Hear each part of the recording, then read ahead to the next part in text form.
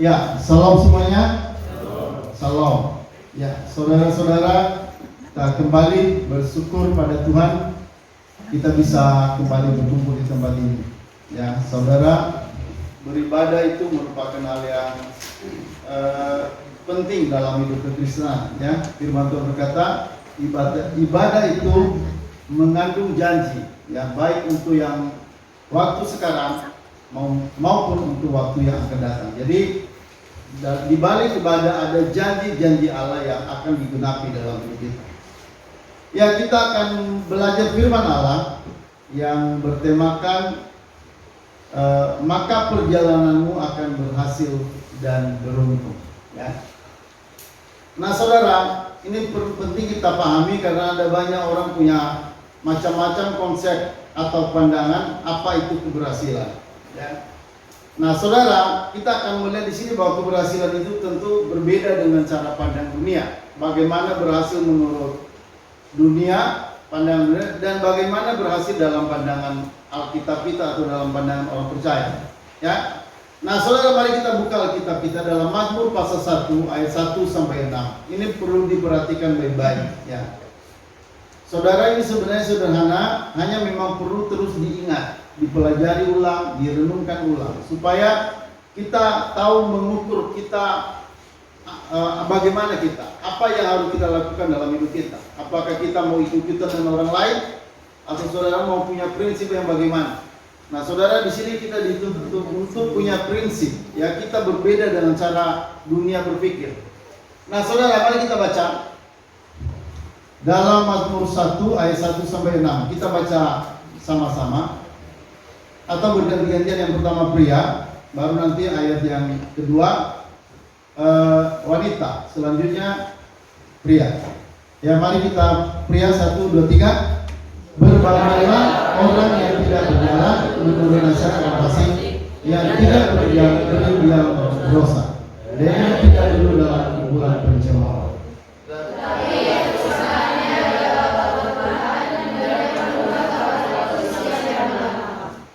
Ia seperti pohon yang ditanam di tepi aliran air, yang menghasilkan banyak pada musimnya, yang tidak lagi daunnya, apa saja yang diperbuatnya berhasil.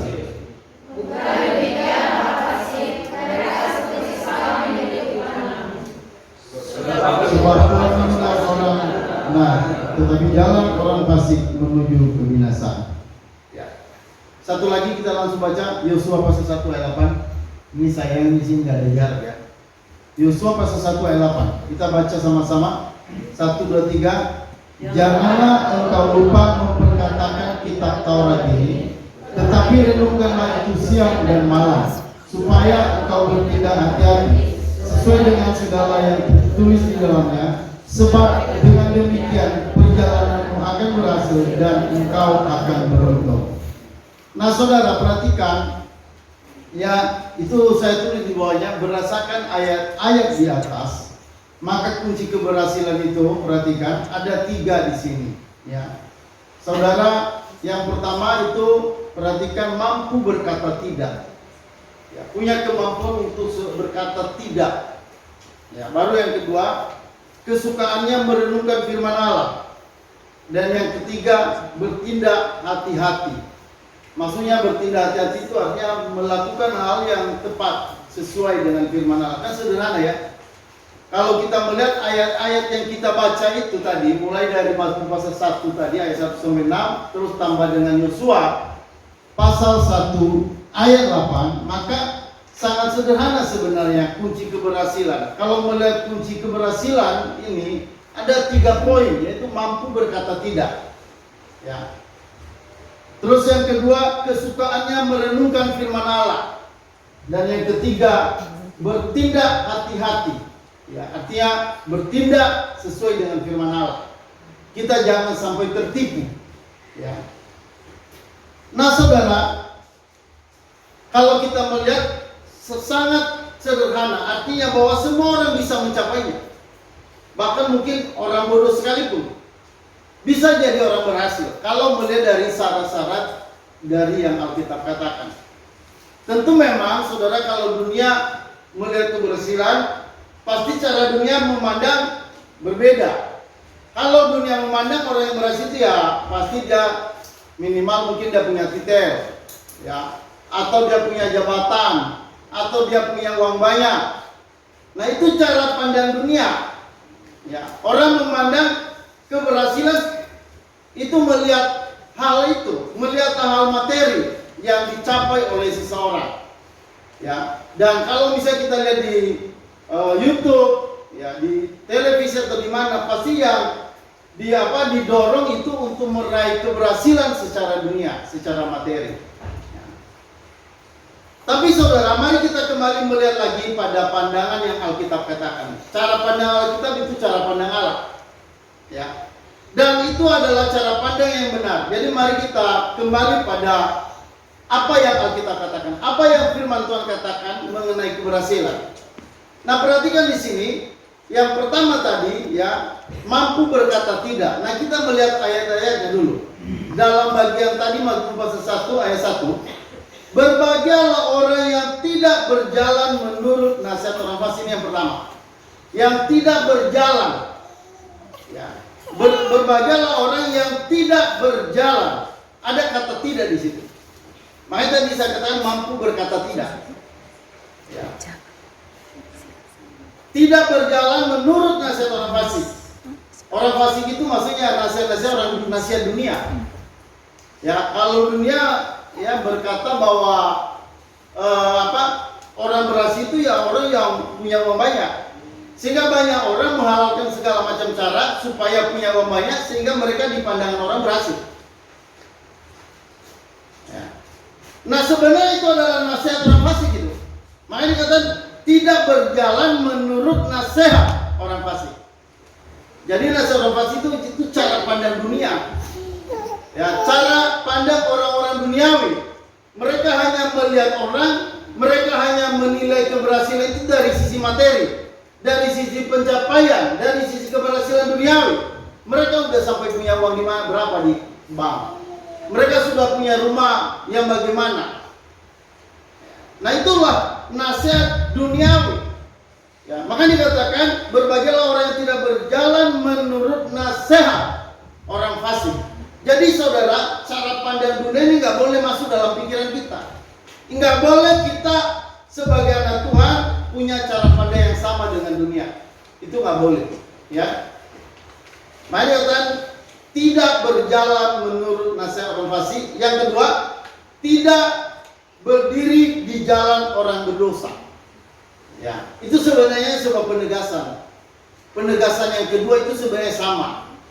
Ya, yang pertama itu dan yang kedua itu sama. Jadi ketika kembali dikatakan yang tidak berjalan, yang tidak berdiri di jalan orang berdosa itu sebenarnya penegasan yang pertama tadi. Jadi tidak di situ tidak berjalan menurut nasihat orang fasik. Ya, baru dikatakan yang kedua tidak berdiri di jalan orang berdosa. Itu sebenarnya sama artinya itu. Ya, makanya tadi saya hanya rangkum aja di bagian poin pertama keberhasilan itu punya kemampuan berkata tidak. Ya. Jadi tidak berjalan di jalan, tidak berdiri di jalan orang berdosa. Yang ketiga, dan yang tidak duduk dalam kumpulan pencemooh. Ya. Orang-orang pencemooh, orang-orang yang menghina orang, orang-orang yang menilai orang itu dari sisi dunia. Itu para pencemooh itu. Ya. Orang-orang yang hanya membanggakan dunia, membanggakan harta. Ya. Orang ini nggak terlalu mikir masalah Tuhan mereka ini. Ya. Nah, saudara, dikatakan berbahagia orang yang tidak. Jadi kebahagiaan itu sebenarnya bukan letaknya pada uang banyak, bukan letaknya pada pencapaian kita sudah sampai di seberapa tinggi tingkat yang sudah kita dapat. Tapi sebenarnya kebahagiaan itu dari cara hidup yang sederhana. Ya, kita tadi punya kemampuan untuk berkata tidak itu tadi, tidak terhadap hal-hal yang nasihat orang fasik, cara pandang dunia, ya pada omongan-omongan dunia itu kita tidak jadikan itu sebagai standar kehidupan kita. Ya. Nah, saudara, ini ini penting bagi kita, ya. Kenapa? Karena saudara, keberhasilan itu sekali lagi kalau dilihat dari Alkitab itu tidak sangat berbeda, sangat jauh ya. Perbedaannya antara cara pandang yang benar atau yang Alkitab dengan cara pandang dunia. Ya, makanya kalau orang sekarang kan misalnya mau cari cowok misalnya, ya dia nggak, kalau cari cowok misalnya seorang cewek, dia cari cowok yang paling penting dalam kehidupan cewek itu untuk mencari jodoh ya, pertama misalnya dia punya uang atau tidak, dia banyak uang atau tidak. Itu akan menjadi standar dalam pemilihan teman hidup. Ya. Itu yang penting bagi mereka. Misalnya dia udah punya apa, itu akan dipertanyakan itu. Memang sebenarnya sih perlu juga dipertanyakan itu. Ya, itu sebenarnya merupakan hal yang perlu dipertanyakan, tapi bukan sesuatu yang berlebihan. Ya, itu tidak menjadi patokan utama dalam memilih teman hidup, seharusnya begitu. Karena kalau begitu nanti bisa jatuh pada penipuan. Dulu ada teman saya pendeta, dia pacaran sama seseorang, ya, dan dia pacarnya itu cantik ya, waktu itu masih muda, masih gadis, ya. Mungkin kalau sekarang udah mulai kelihatan nenek-nenek, ya. Tapi waktu itu waktu ketemu saya melihat mereka itu paling ya, perempuan itu paling umur sekitar ya 18 tahun. Sekarang mungkin kalau mungkin udah 40-an tahun ya. Tentu udah berbeda. Ya. Nah, saudara, pada suatu saat mereka ini sudah lama pacaran, sudah lama berteman. Tiba-tiba perempuannya memutusin. Dia putusin begitu. Ternyata kenapa diputusin? Karena ada orang dari Bangka. Ya. Udah tau lah kalau namanya dari Bangka kan, pasti punya banyak tambang apa itu?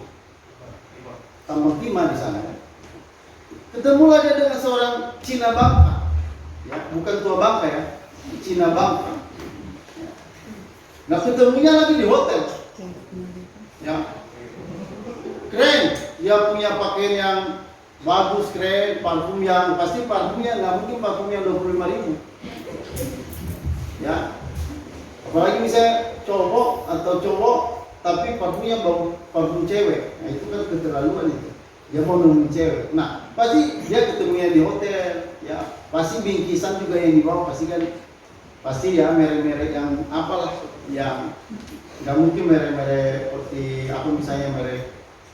Kalau misalnya sepatu misalnya merek apa Bata, ya mungkin, atau misalnya merek apa itu Yongki Makala apa deh, Yongki itu ya, ada sepatu Yongki itu kan, ada Yongki itu yang diskon sampai hampir 90% diskonnya, 90%, hampir hilang. Nah, saudara, apa yang terjadi? Dia tinggalkan pacaran pendeta, dia tinggalkan, lalu akhirnya pacaranlah dia dengan cowok ini. Ya, cowok itu datang bawa mobil, tapi ternyata setelah menikah yang terjadi apa? Itu sebenarnya seorang penipu. Dia sebenarnya nggak punya apa-apa, tapi dia berlagak punya. Nah, dia berlagak punya. Nah, perhatikan baik-baik, orang perempuan yang matre pasti akan tertipu dengan orang-orang yang matre. Ya. Makanya hati-hati dengan matre. Halo, amin? Amin. Iya. Saudara, dia nggak berpikir panjang lagi. Wah, dia bilang, apalagi ibunya juga kan, orang tuanya kan. Mereka bilang ini, ngapain kamu menikah sama pendeta? Pendeta gajinya berapa?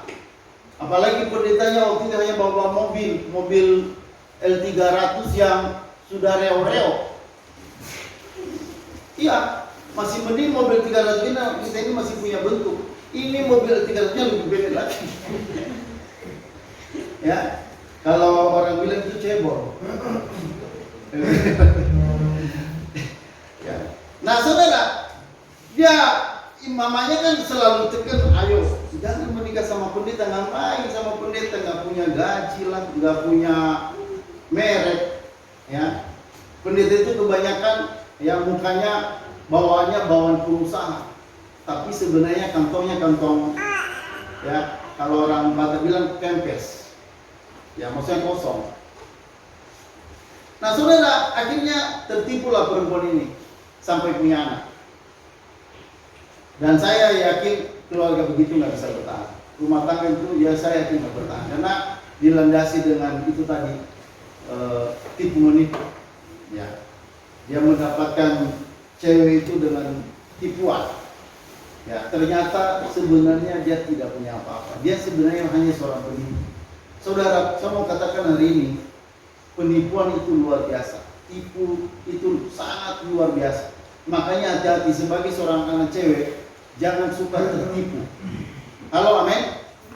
Apalagi misalnya kita masih anak remaja, ya karena kan ada begitu anak remaja yang datang cowok yang dewasa. Nah kalau cowok yang dewasa datang, itu kan dia udah pintar merayu. Dia datang bawa gorengan. Nah ini anak gadis desa udah dikasih gorengan, dia seperti udah melayang-layang, udah seperti orang mabuk kepayang. Wah mantap ini, bapak saya nggak pernah dikasih gorengan. Ini ngasih gorengan, langsung gak lama jadi. Nggak pernah berpikir panjang dari mana, dia ini penyakit apa, ada penyakit turunan atau tidak. Nggak pertanyakan itu, langsung jadi mereka. Kita dengar apa yang terjadi, ya terjadi sesuatu. Akhirnya apa yang terjadi? Air mata mengalir, mamanya menangis dan banyak hal terjadi. Ya, bapaknya bilang, saya ini bisa naik darah tinggi. Mulai naik darah tinggi, kenapa? Ya ini Pak, terjadi begini. Ya, saya ini maunya mati saja katanya. Jangan Pak, jangan bunuh diri sebelum waktunya. Nah, saudara perhatikan, kalau kita tidak bisa berkata tidak kepada hal seperti itu, maka kita akan hancur. Mungkin saudara bilang, kan saya belum hancur. Ya sekarang belum, tapi sebenarnya di dalam sudah hancur. Memang kehancuran itu tidak kelihatan di awal. Ya, itu seperti gunung es, di bawah sebenarnya sudah terjadi. Sudah ada kehancuran di bawah. Hanya nunggu yang di atas. Jadi saudara, mari kita hidup sederhana. Ya sederhana itu tadi, kita tidak mau cara berpikir seperti dunia. Kita tidak mau cara penilaian dunia itu kita terapkan dalam kehidupan kita. Jadi saudara, ini perlu hati-hati karena tipu menipu ini sudah dalam dunia itu sudah luar biasa. Sudah luar biasa. Jadi jangan sampai tertipu. Ya, jangan sampai tertipu. Hati-hati kan, dulu saudara ada seorang bapak, orang gereja sebenarnya jemaat. Saya pernah melayani. Ini tapi bukan di Lampung, itu di Sungai Lilin. Saya pernah pelayanan di Sungai Lilin di Palembang. Ya, ini seorang bapak pengurus gereja. Ya, dia bawa seorang anak gadis. Ya, dia bawa untuk ke Palembang, ke kota Palembang untuk jadi pembantu rumah tangga. Ya, tapi waktu dalam perjalanan itu di minum itu ditaruh sesuatu yang buat orang itu tidur. Lalu saudara, dalam perjalanan itu dikerjain. Ini udah bapak-bapak, udah punya istri. Nah ini bapak ini nggak bisa berkata tidak kepada hal seperti itu. Dia lakukan saja. Dia nggak pikir apa yang akan akibat yang terjadi berikutnya dengan hal itu. Makanya anak-anak gadis yang seperti itu masih muda, masih remaja. Makanya kalau anak-anak remaja itu nggak diawasi sama orang tua udah habis lagi. Itu kan udah lepas dari kontrol orang tua, dibawa seseorang yang atas nama orang Kristen, ya, dia bawa ke sebuah kota, lalu dikerjain dulu sama dia. Jadi saudara, saya mau katakan ada banyak tipu daya dunia yang begitu luar biasa dan itu bisa merusak kehidupan banyak orang. Jadi hati-hati. Kalau kita punya kemampuan untuk berkata tidak terhadap hal-hal seperti itu, ya, maka saya percaya kita akan menjadi orang yang berhasil. Sekalipun tidak kelihatan berhasil secara dunia, tapi kalau kita bisa berkata tidak, ya, terhadap tipu daya, terhadap rayuan-rayuan dunia, ya, terhadap hal-hal yang merusak kehidupan kita, maka saya percaya kita akan, saudara, kalaupun orang lain bilang Anda tidak berhasil, tapi sebenarnya Anda adalah orang yang berhasil di mata Tuhan. Halo, amin. Ya, tipu daya ini luar biasa. Jadi hati-hati. Ya, berteman kita perlu hati-hati. Karena teman-teman itu di awal sih mereka baik-baik sama kita. Tapi kalau lama-lama mereka tarik kita kepada mereka. Ya, anak-anak di kampus hati-hati berteman. Mereka membangun pertemanan dengan kita, tapi Anda harus lihat sikap mereka, cara hidup mereka duniawi. Seharusnya jangan terlalu dekat dengan mereka. Berteman boleh, tapi jangan berteman terlalu dekat, karena Anda akan dipengaruhi oleh dunia ini. Anda akan dipengaruhi oleh mereka, sehingga nanti akhirnya gaya hidup saudara yang sebagai anak Tuhan jadi berubah. Gaya hidup duniawi. Jadi mari jauhi hal-hal yang seharusnya kita berkata tidak, ya, tidak. Nah, saya percaya orang yang punya kemampuan untuk berkata tidak, ya, sama seperti kata firman tadi, tidak berjalan menurut nasihat orang fasik, tidak berdiri di jalan orang berdosa, dan yang tidak duduk dalam kumpulan pencemooh. Nah, jadi kita harus punya kemampuan berkata tidak kepada hal-hal yang tidak berkenan pada Tuhan. Nah, yang kedua saudara, perhatikan yang kedua. Kesukaannya merenungkan firman Allah. Itu tadi yang kedua, ya. Kesukaannya merenungkan firman Tuhan. Nah, kita lihat ayat apa tadi? Ayat 2. Tadi bagian yang pertama berkata tidak, ya. Punya kemampuan berkata tidak.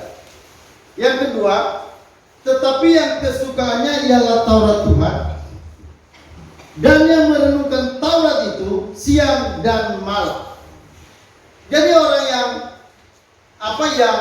berhasil dalam pandangan Tuhan bukan harus punya segala sesuatu dulu, bukan. Jadi tidak seperti itu. Kalau Alkitab berkata dia punya kesukaan yaitu merenungkan firman Tuhan. Dia kesukaannya firman Tuhan. Nah, itu orang yang berhasil.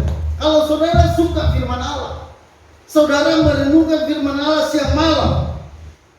Sebelum tidur Anda baca firman, bangun pagi-pagi Anda renungkan firman, maka saudara kemanapun Anda pergi nantinya, misalnya Anda dibawa ke Aceh juga, atau di Papua misalnya, jadi tempat-tempat yang paling jauh di Indonesia ini, kemanapun Anda pergi, kalau Anda suka merenungkan firman Tuhan, Anda pasti akan tetap berhasil.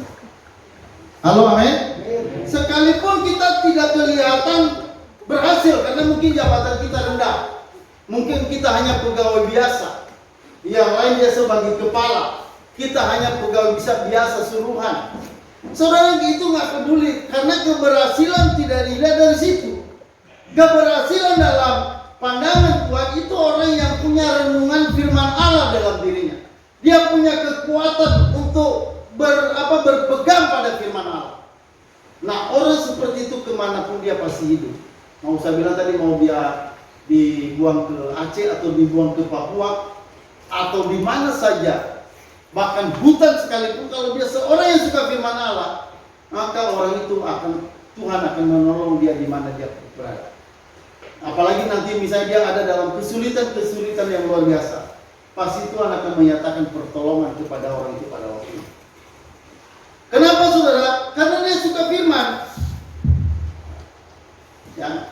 Nah saudara, jadi bagian yang pertama tadi mampu berkata tidak, lalu yang kedua punya kesukaan firman Allah, itu akan menjadi kunci keberhasilan. Kita lihat saudara ayat 3, apa yang dihasilkan oleh dua hal tadi, yang pertama mampu berkata tidak, dan yang kedua merenungkan firman Allah, maka hasilnya apa? Ayat 3. Saudara dikatakan ia seperti pohon yang ditanam di tepi aliran air, yang menghasilkan buahnya pada musimnya, dan yang tidak layu daunnya, apa saja yang diperbuatnya berhasil. Saudara, ini kuncinya. Kalau kita orang yang suka renungkan firman Allah dalam hidup ini, apalagi Anda seorang anak muda, Anda remaja, ya, saya percaya Anda sedang membangun keberhasilan yang sejati. Anda sedang membangun sesuatu yang tidak mungkin orang lihat, sesuatu yang di awal mungkin orang lihat malah Anda itu orang aneh. Apa-apa baca Alkitab, apa-apa Anda bersandar pada Tuhan, apa-apa Anda bicara firman Allah. Nah saudara, orang lain mungkin bilang kita aneh, tapi saudara sebenarnya tidak. Alkitab berkata, ia seperti pohon yang ditanam di tepi aliran air, yang menghasilkan buahnya pada dan yang tidak layu daunnya. Apa saja yang diperbuat berhasil. Apa saja yang dia perbuat berhasil. Saudara, memang perhatikan baik-baik. Keberhasilan kita di dalam Tuhan kadang tidak instan. Ini harus diperhatikan. Tidak instan. Banyak orang maunya instan. Ya. Sama seperti orang mau makan Indomie. Mau makan Indomie kan cepat. Taruh di air panas sudah langsung segera bisa dimakan. Ya. Maunya instan. Makanya kan di Indomie itu kan biasanya disebut mie instan. Maunya cepat begitu. Saudara, keberhasilan di dalam Tuhan itu tahap demi tahap. Itu tidak bisa buru-buru, itu tidak bisa cepat. Anda harus melewati berbagai gelombang-gelombang. Anda harus melewati berbagai perjalanan yang panjang. Anda harus melewati berbagai macam kesulitan dalam kehidupan ini. Tapi kalau Anda pegang firman Allah, Anda seorang yang berpegang teguh pada kebenaran, maka saya mau katakan, ya, maka perjalananmu akan berhasil dan beruntung. Kemanapun engkau pergi. Kita mau dibuang kemana oleh Tuhan? Mau dilempar kemana? Pasti kita hidup. Dan di sana kita akan membawa keberuntungan. Kita akan membawa keberhasilan. Kenapa? Karena tadi kan kemanapun engkau pergi, perjalananmu akan berhasil dan beruntung. Jadi saudara perhatikan baik-baik, sederhana. Untuk menjadi orang berhasil sangat sederhana. Ya. Itu tadi mampu berkata tidak. Mulai saudara punya sasaran untuk berkata tidak apa terhadap kehidupan Anda. Tidak terhadap godaan-godaan apa. Tidak terhadap hal-hal apa. Tidak terhadap perkataan-perkataan apa. Saudara mulai punya sasaran target. Tahun ini saya harus berkata tidak kepada ini. Ya, saya harus melakukan ini. Ya, saya tidak terhadap ini. Saudara punya sasaran-sasaran untuk berkata tidak. Latih diri Anda untuk berkata tidak.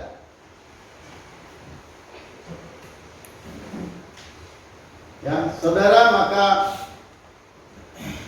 kebenaran ini akan digenapi dalam firman kita. Yang dikatakan, kemanapun engkau pergi, perjalananmu akan, ya, sebab dengan demikian perjalananmu akan berhasil dan engkau akan beruntung.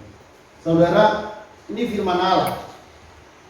Jadi saudara mulai bangun keberhasilan itu dari bawah. Jangan langsung ke atas. Kalau Anda langsung ke atas, Anda akan cepat jatuh. Makanya firman Tuhan berkata, orang yang cepat kaya, ya, apa kata firman Tuhan? Kalau kita kaya cepat gimana? Coba kita lihat Alkitab sebentar ya, cepat kaya.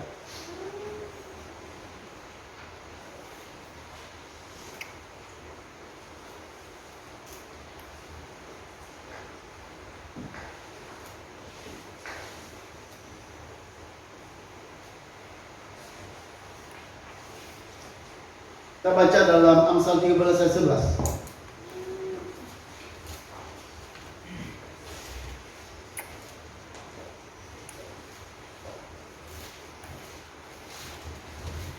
Amsal 13 ayat 11, kita sama-sama baca.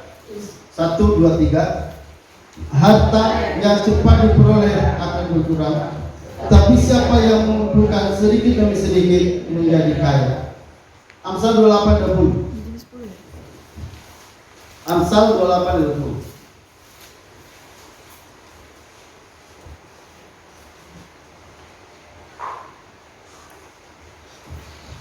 Sama-sama, Amsal 28 ayat 20, 1, 2, 3. Orang yang dapat dipercaya mendapat banyak berkat, tetapi orang yang ingin cepat menjadi kaya tidak akan luput dari yang kebaikan. Ya, cepat kaya, banyak orang kan begitu maunya. Sama seperti saya tadi, dia tinggalkan pacarnya yang pendeta, yang gajinya hanya 30 hari sebulan, nggak jelas pemasukannya kan. Nah saudara, lalu dia melihat ada orang yang kelihatan ganteng, gagah, lebih gagah, ya dia bajunya udah bermerek, minimal kalau bajunya itu udah pasti merek Cardinal, nggak mungkin merek Alisa. Ya, kalau merek Alisa itu udah di bawah itu, minimal Cardinal. Kalau Cardinal itu kan minimal 500.000. Ya. Nah saudara, orang yang ingin cepat kaya itu mudah tertipu, mudah jatuh, mudah hancur. Ya, jadi jangan inginkan kekayaan yang cepat. Halo, amin? Tahap demi tahap, pelan-pelan. Ya. Tidak perlu harus buru-buru menjadi kaya.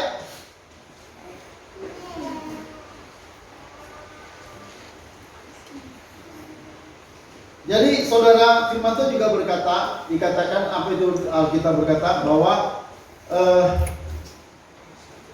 dikatakan mengenai kaya itu dikatakan berkat Tuhan yang menjadikan kaya. Ya. Berkat Tuhan yang menjadikan kaya. Mari kita lihat dulu sebentar ya ayatnya.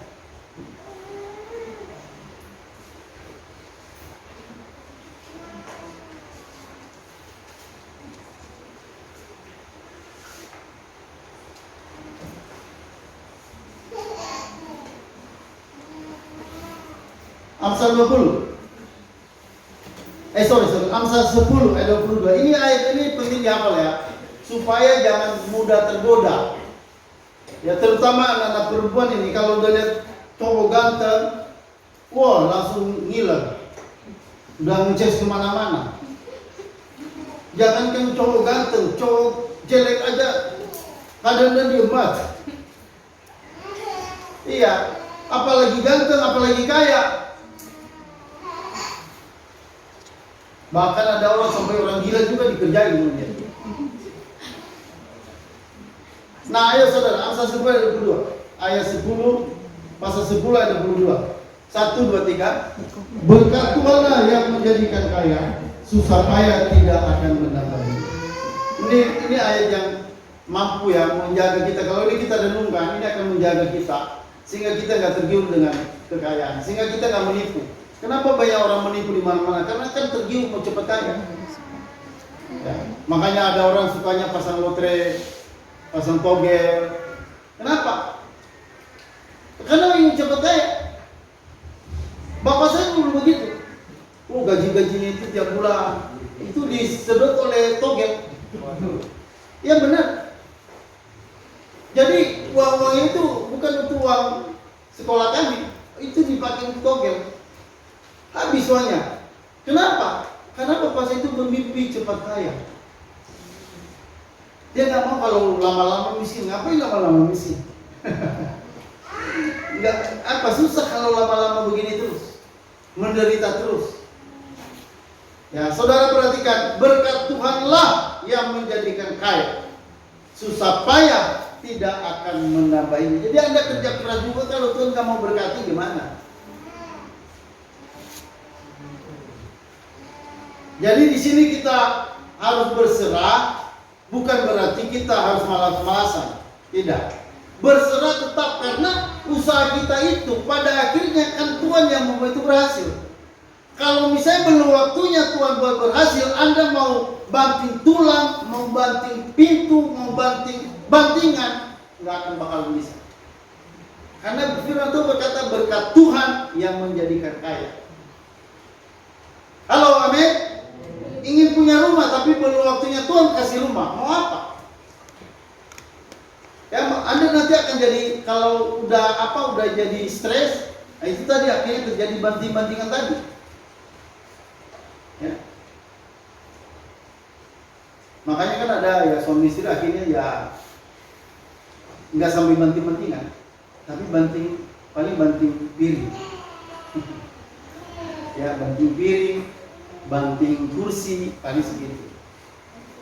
Siapa yang pernah banting kursi di sini secara jujur? Orang tua dulu ya. Ini anak nggak mungkin. Orang tua pernah nggak? Ya. Kalau saya dulu pernah lempar dinding. Pakai bola kasti itu. Lempar dinding. Tapi bolanya langsung mantul. Ya, saudara. Jadi berkat Tuhan yang menjadikan kaya. Nah, saudara, keinginan kita yang cepat yang bikin stres. Itulah yang bikin kita stres. Jadi, saudara, ya memang sebenarnya firman Tuhan kan berkata, cukupkanlah dirimu dengan apa yang ada padamu. Jadi mari kita belajar cukup. Kalau memang hanya bisa belajar cukup ya cukup. Ya. Tapi kan ada orang kadang-kadang merasa tidak cukup. Nah itu persoalannya, itu merasa tidak cukup. Nah saudara, mari kita belajar karena Tuhan tidak mungkin tidak mencukupkan kita. Tuhan tidak mungkin tidak mencukupkan. Dia pasti mencukupkan kita. Halo, amin. Ya, jadi saudara, jadi kunci yang pertama tadi yaitu mampu berkata tidak. Tidak terhadap pergaulan yang buruk. Tidak terhadap cara hidup yang tidak benar. Lalu yang kedua, merenungkan firman Allah siang malam. Saudara, mari belajar firman Allah. Budayakan anak-anak Tuhan, setinggi apapun Anda, sesibuk apapun Anda, tetap budayakan baca firman Allah. Budayakan dalam hidup. Jadikan itu menjadi hobi. Jadikan itu menjadi candu dalam dirimu untuk belajar baca firman Allah. Jangan harus belajar baca Alkitab ya. Baca Alkitab ya. Kayak gitu bahaya. Kalau terus begitu baca Alkitab ya. Saudara, saya sejak bertobat baca Alkitab itu terus sampai sekarang. Kalau saya bukan hanya baca Alkitab, tapi saya baca topik-topik yang penting-penting, yang dalam-dalam. Seperti misalnya topik predestinasi itu berhari-hari, kadang berbulan. Bicara topik keselamatan saya udah hampir 4-5 tahun itu harus terus berbicara mengenai keselamatan. Itu banyak orang masih tolak, banyak orang yang ngerti. Jadi minimal kita baca Alkitab. Ya siang malam kita renungkan. Ketika Anda berjalan, kan firman Allah itu kan akan mengingatkan Anda. Bagaimana seharusnya Anda bersikap terhadap orang. Ketika misalnya Anda mulai punya sikap yang buruk, tiba-tiba firman Allah bisa berbicara pada Anda menegur. Anak itu tidak boleh begitu. Firman Tuhan bilang sabar ya. Berbuat baiklah, jangan jemu-jemu, berbuat baiklah. Itu kan kata firman Tuhan. Nah kalau firman Tuhan kita jarang baca, bagaimana firman Tuhan berbicara pada kita? Bagaimana firman Tuhan bisa mengingatkan kita? Nggak baca firman, hanya sekali-sekali. Ketika kita melakukan sesuatu yang salah, firman Tuhan itu akan berbicara. Kalau sampai firman Tuhan tidak berbicara pada kita, dalam hati kita, berarti memang kita bukan orang nggak suka firman Allah. Saudara, firman Tuhan itu jawaban dalam segala kehidupan kita. Apapun kesulitanmu, perhatian baik-baik. Firman Allah lah jawabannya. Dia yang akan menolongmu, dia akan mengeluarkanmu dari segala masalahmu. Makanya firman Allah itu nggak bisa saudara abaikan. Kalau saudara abaikan, kita lupakan firman Allah. Kita jadikan firman Allah bukan nomor satu dalam hidup kita. Ya, malah pertemanan nomor satu. Malah pergi nomor satu, kemana nomor satu. Saudara, kalau kita jadikan yang lain nomor satu, maka kita akan gagal. Banyak yang mengalami kegagalan. Tapi kalau saudara konsisten, komitmen terhadap firman Allah, baca, renungkan,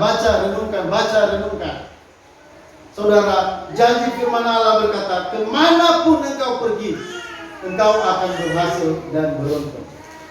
Halo, amin. Saudara lihat orang-orang yang merenungkan firman Tuhan dalam Alkitab, siapa contohnya? Nah kita lihat, saudara, sebenarnya yang kita baca ini Daud. Yang tadi Mazmur pasal 1 itu Mazmur Daud. Daud itu sudah mengalami banyak asam pahit, ya, asam lambung, Udah banyak dialami. Ya. Asapura. Kalau asapura itu yang bilang, ya. Udah banyak dialami oleh Daud. Ya, kalau di sini Pak Juta mengalami itu betapa sakitnya kehidupan, mengalami sakit apa? Asam urat. Ya. Kalau saya asam lambung.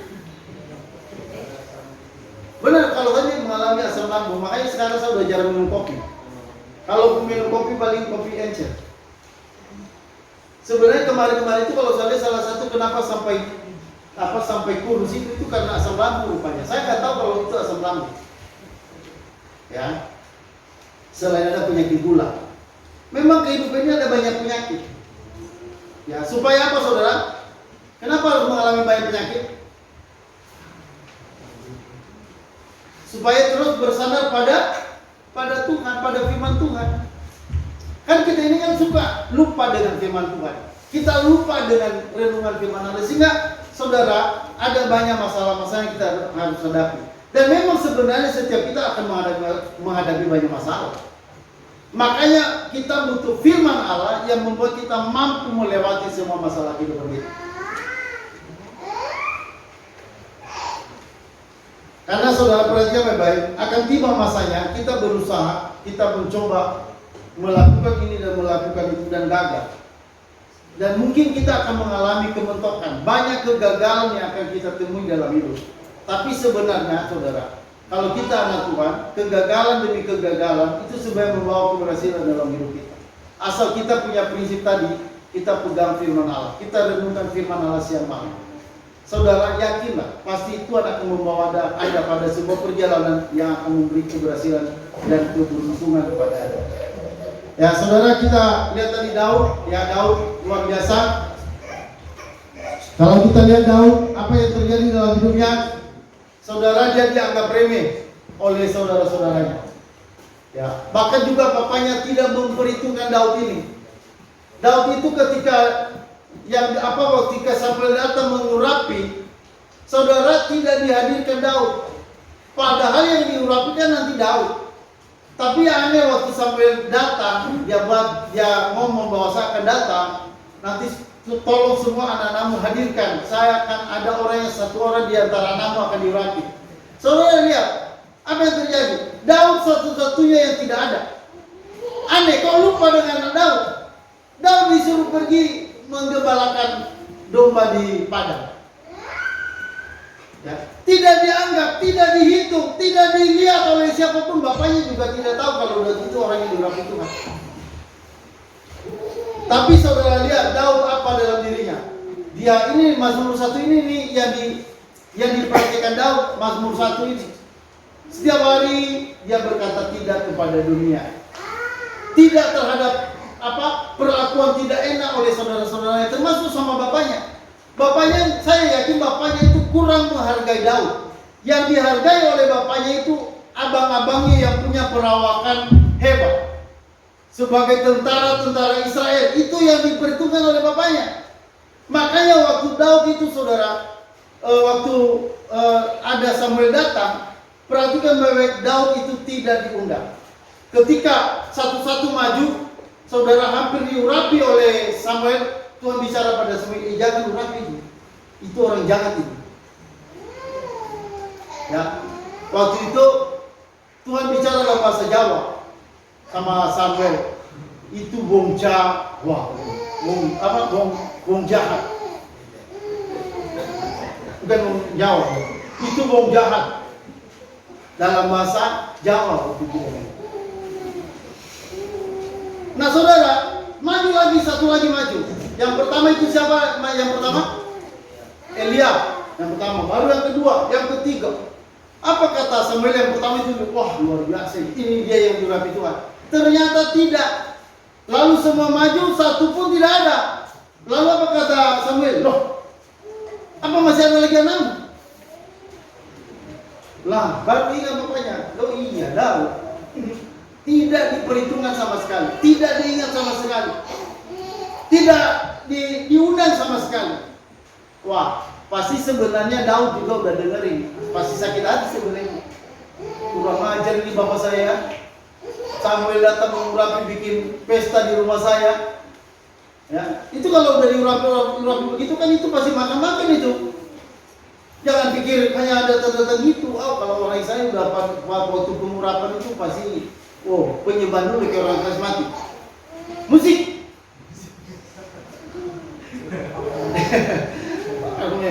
Angkat tangan semua. Kami memuji kebesaran. Luar biasa persembahan. Ya. Nah, saudara perhatikan baik-baik. Ya, itu Daud tidak diundang. Daud tidak diperhitungkan. Daud pasti sakit hati dong. Pasti kemarin aja Om Heri nggak diundang. Apa itu? Sama Pak Bunba. Saya lupa ngomong juga sama Pak Om Heri. Om Heri juga mutung dia sama saya. Terus saya lupa. Iya. Saya lupa, saya nggak ingat itu. Nah, bayangkan Daud ya. Saya mau menyampaikan ini bukan apa, saya mau menyampaikan bagaimana Daud dikecewakan oleh bapaknya. Bagaimana Daud dikecewakan oleh saudaranya kok tidak diundang sama sekali. Kan luar biasa itu. Tapi Daud saudara, karena memang hatinya penuh firman, nggak mungkin ada rasa sakit hati dalam dirinya. Halo, amin. Karena penuh firman, dia firman Allah itu melimpah dalam dirinya. Makanya dia coba lihat firman Tuhan Mazmur 23. Kan dia Mazmur itu kan dia, Tuhan adalah gembalaku, aku tidak kekurangan apapun. Terus apa katanya? Ia membimbing aku ke air yang tenang, membaringkan aku pada rumput yang hijau, menuntun aku pada jalan yang benar. Terus apa lagi? Walaupun dalam lembah kelam, aku tidak takut bahaya, sebab Tuhan besar, gada dan tongkatmu selalu menghibur aku. Terus kebajikan dan kemurahan belaka mengikuti aku seumur hidupku. Luar biasa saudara. Saudara, kalau ada kesulitan dalam membaca Mazmur 23, saya yakin Anda langsung terhibur. Kalau nggak terhibur berarti tingkat stres Anda terlalu tinggi. Iya benar, kalau sampai nggak terhibur, itu berarti udah stres Anda sudah terlalu dalam. Nah, kalau udah begitu, pergi ke psikiater. Ya, kalau firman Tuhan udah gak mampu, firman Tuhan udah gak bisa lagi menghibur saudara, ya itu udah parah ya. Nah, saudara perhatikan, jadi Daud adalah orang yang sederhana, dia punya firman Allah dalam diri, dia pegang firman Allah. Saudara, saya mau katakan, kalau terus Anda baca firman Allah, sekalipun mungkin Anda kelihatan nakal-nakal hari ini, Anda seperti kelihatan bukan orang yang alim, bukan orang yang baik, kelihatannya bukan orang baik. Tapi kalau Anda baca firman, lihat masa depan akan dirubah oleh firman itu. Anda yang dulu kelihatan nakal, Anda yang dulu kelihatan bobrok, Anda yang dulu kelihatan nggak becus, pelan-pelan Anda akan dirubah oleh firman itu. Firman Allah akan mengubah Anda sehingga hidup Anda akan menjadi beruntung, berhasil dan beruntung. Jadi jangan abaikan firman Allah. Ada orang-orang yang kelihatan hebat, tapi mereka mengabaikan firman Allah dalam hidup. Ya kelihatan memang luar biasa, maju mereka, punya ini, punya itu. Tapi saudara, itu pada masa ada masalah, itu mereka akan gampang tergoncang. Kekuatan seseorang itu dilihat ketika ada masalah. Ya, seberapa orang itu kuat, itu kelihatannya teruji ketika dia mengalami masalah dalam kehidupan. Kalau orang dalam keadaan baik-baik, semua ada, semua sehat, itu saudara belum kelihatan kekuatan orang itu, belum kelihatan kemampuan orang itu. Kelihatan kemampuan seseorang itu ketika dia menghadapi masalah dalam hidup. Jadi saudara perhatikan bahwa ayo punya keberhasilan dan keberuntungan dengan cara apa? Renungkan firman Allah siang dan malam. Kemanapun saudara pergi, Anda keluar dari panti asuhan ini, jangan lupa firman Allah. Anda boleh lupakan panti asuhan, Anda boleh tinggalkan kita di sini, Anda boleh tidak ingat saya, tidak masalah. Tapi Anda ingat firman Allah. Itu yang menjamin masa depan. Ya. Oke, saudara, yang ketiga, bertindak hati-hati. Ya, kita baca ulang di dalam Yosua Coba kita baca ulang Yosua pasal 1 ayat 8. Ya, saudara kita baca sama-sama 1, 2, 3. Janganlah engkau lupa memperkatakan kitab Taurat ini, tetapi renungkan itu siang dan malam, sesuai dengan segala yang tertulis dalamnya. Sebab dengan demikian perjalananmu akan berhasil dan engkau akan beruntung. Ya, saudara, sekali lagi sederhana. Yosua, saudara, diperingatkan oleh Musa. Ya, dikatakan jangan engkau lupa memperkatakan kitab Taurat ini. Jadi saudara, warisan yang diberikan Musa kepada Yosua bukan uang, ya, bukan jabatan, tapi dia hanya mewariskan kitab suci. Jangan lupa memperkatakan firman Allah. Itulah yang diberikan Musa kepada Yosua. Dan kita tahu nanti Yosua pada akhirnya dipakai itu menjadi pemimpin Israel yang membawa orang Israel masuk tanah Kanaan. Dia menghadapi peperangan demi peperangan. Dia mengalahkan Ai, dia mengalahkan kota Yeriko, dia mengalahkan banyak bangsa, Filistin, Moab, ya, dari pegunungan Seir, semua itu dibakar habis sama dia. Kenapa dia berhasil? Saudara, karena dia merenungkan firman Allah siang dan malam. Terus yang kedua, dikatakan supaya engkau bertindak hati-hati sesuai dengan segala yang tertulis di dalam. Jadi saudara, perhatikan baik-baik. Yosua, dia seorang yang merenungkan firman, yang selanjutnya dia seorang yang melakukan firman Allah. Dia perhatikan firman Allah. Dia melakukan tindakan-tindakan yang sesuai dengan firman Allah. Dia nggak mau salah, saudara. Jadi saudara, kenapa saya bilang tadi kita harus bertindak hati-hati? Karena ada banyak penipuan-penipuan yang bisa menghancurkan kita.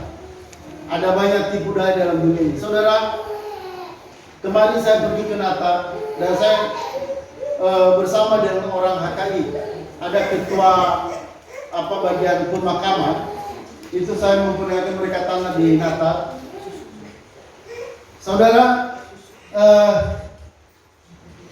ada waktu saya pas di mobil, ada orang nelfon nawarkan apa. Terus saya bilang apa yang mau ditawarkan. Saya bilang apa ini segala macam. Akhirnya berhenti. Kami akhirnya ngomong mengenai penipuan-penipuan. Saya bilang, Pak, kalau tipu daya itu luar biasa Pak di dalam dunia ini. Saya bilang saya ini hampir mungkin paling banyak ditipu. Saya paling banyak ditipu. Ya, saya bilang ada dulu orang memasang profil gambarnya seorang pendeta, lalu bilang sama saya pinjam uang dulu. Saudara, nggak panjang lebar saya berpikir, saya nggak jawab juga, langsung saya kirim uangnya 3.500.000. Rupanya habis itu dia telepon lagi, Pak, sebenarnya tadi mau pinjam 5 juta, tapi karena saya takutnya Bapak nggak punya uang, boleh kira-kira saya pinjam lagi 1.500.000, jadi dia minta 5 juta semua.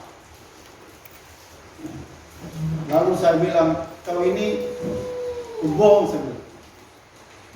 Saya marah di situ sama dia, lalu dia matikan. Paling dia ketawa dalam hati, yang penting saya sudah berhasil. Dia sudah berhasil. Saudara, saya mau katakan itu bukan sekali 2 kali saya mengalami. Ya, itu berkali-kali. Ada orang datanglah, dia bilang apa begini. Padahal sebenarnya saya sudah lihat ini nggak mungkin orang hebat ini. Dia semacam donatur. Dia semacam donatur, dia datang. Tapi anehnya kalau ini donatur kan saya lihat jam tangannya pada kacanya pada pecah 1.000. Sebenarnya saya itu sudah diingatkan. Tapi itu karena kurang memberi perhatian, orang itu datang, akhirnya ditipu juga saya. Dia bilang, Pak, untuk mendapatkan paket ini Bapak harus memberikan ini. Jadi kalau segini, Bapak kasih uang segini, Bapak dapat paket segini. Ya. Makin tambah modal yang saya kasih, paketnya makin banyak. Sudah pulang, baru ingat saya, penipu. Padahal tadi saya sudah diingatkan sebenarnya itu jam tangannya. Tapi waktu saya tunjuk jam tangannya, dia bilang ini jam tangan kesayangan. Itu pintarnya dia mengelabuinya di situ. Ini jam tangan kesayangan. Ini pemberian istri saya. Jadi walaupun punya begini tetap saya pakai kemana-mana. Kita yang mengelabui saya ini pendeta, bisa dibilang nggak bodoh-bodoh amat, itu aja masih bisa ditipu. Masih bilang penipuan itu luar biasa, macam-macam orang datang itu. Kemarin saudara, terus teman HK itu datang, ngomong, Pak, barusan ini sebenarnya kami juga kena tipu. Berapa? Kecil Pak. Berapa dong? Dia malu mau 30 juta. Kecil juga gitu ya. Tapi lumayan bisa untuk harga mobil Avanza tahun 2006 bayar separuh. 2006 dapat. Tapi masih separuhnya ya. Nah saudara, saya bilang gimana caranya? Dia bilang dia mengatasnamakan apa Eforus lah begitu. Eforus saya Eforus Pak. Jadi HKI kan pimpinannya Eforus. Lalu dia bilang Pak, saya udah transfer uang di rekening Bapak, rekening pembangunan atau rekening apa? 30 juta. Nah, terus dia bilang tapi di telepon lagi. Setelah di telepon itu untuk untuk kebutuhan di gereja kalian ya. Jadi Pak Pendeta itu kan menunggu, wah dapat uang ini. Lalu saudara telepon lagi, Pak, sorry, itu sebenarnya itu hanya 15 juta untuk gerejanya. Untuk gerejanya itu hanya 15 jutanya itu untuk gereja lain. Kalau Bapak kirim sekarang ya, saudara pendetanya langsung telepon bendahara, tolong kirim uang dulu. Hari Sabtu pada waktu itu, hari Sabtu kan nggak bisa ngecek, nggak bisa apa. Pendeta berulang-ulang ngomong sama jemaat itu. Akhirnya jemaat itu udah langsung kirim 15 juta. Terus dalam hari itu 15 jutanya dibelanjakan, belum cek rekening, dibelanjakan untuk dibagikan sembako kepada jemaat. Jadi benar-benar 30 juta semua. Dibagi semua 15 juta dikirim ke rekening orang, 15 juta dibeli bahan untuk bagi sembako kepada jemaat sesuai dengan perintah. Baru cek hari Senin, rekeningnya kosong. Ya, teman itu bilang, wah kebetulan yang transfer itu teman saya yang datang ini, yang bersama saya di mobil. Artinya begini saudara, perhatikan baik-baik, ada banyak tipu daya yang luar biasa dalam dunia. Dan ini adalah pergerakan setan. Setan bekerja luar biasa untuk melakukan tipu daya luar biasa. Jadi hati-hati dengan hal ini supaya Anda jangan terjebak. Mari kita berhati-hati bertindak. Mari jangan kita terjebak. Jangan ikut-ikutan. Ya, supaya perjalanan kita berhasil dan beruntung. Ya saudara, hanya 3 hal yang penting diperhatikan untuk bagaimana bisa perjalanan kita berhasil. Itu tadi pertama, memiliki kemampuan untuk berkata tidak. Yang kedua, kesukaan kita menemukan firman. Dan yang ketiga, bertindaklah hati-hati. Termasuk dalam mencari jodoh. Ya, udah dibilang ke anak-anak remaja jangan pacaran dulu. Ikutin aja itu perintah-perintah begitu. Jangan langgar. Kalau Anda langgar, itu artinya Anda tidak bertindak hati-hati. Ya, dan pasti Anda akan terjebak. Jadi saudara perhatikan, 3 poin itu saja sangat sederhana. Renungkan baik-baik untuk menjadi orang yang berhasil. Itu tidak susah. Ya, itu tidak sulit. Tidak harus kita punya banyak uang baru kita bisa dibilang berhasil. Kita tidak dibilang harus punya titel, punya ini, punya itu baru dibilang berhasil. Tidak.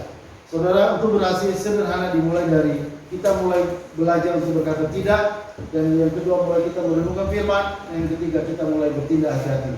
Ya, dalam bertindak hati-hati termasuk berbicara pada orang, ya, berbicara pada pasangan, berbicara pada anak-anak, berbicara pada siapa saja. Anda harus bertindak hati-hati, ya, supaya saudara kita tidak menghancurkan masa depan kita.